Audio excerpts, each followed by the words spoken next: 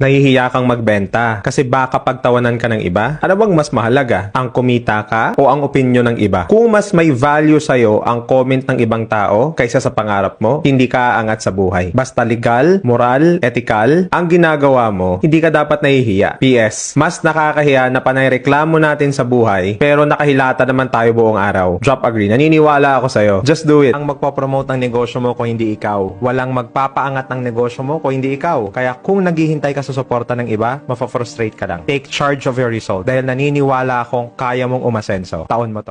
Hinding-hindi ka yayaman kung takot ka sumubok ng mga bagong bagay. Let me explain. Kasi sa buhay, no, hindi mo malalaman kung gaano kaganda yung isang bagay or isang opportunity kung hindi mo susubukan. Kaya nga again, no, advice ko kung empleyado ka man ngayon na nanonood, wag ka matatakot na sumubok ng ibang opportunities, ibang trabaho. Kasi nga sometimes, no, or most of the times, yung mga bagay na hindi natin linya, yun yung mga bagay na nagpapaasenso sa atin. Take it from me, guys. Kasi nga, yung ginagawa ko right now, sobrang layo sa linya ko. Kaya nga, again, wag ka matatakot na sumubok. Just open up your mind. Wag ka matakot mag-fail. Kasi alam ko na pag palagi kang sumusubok, alam ko one day magiging successful ka din. Naniniwala ako sa'yo.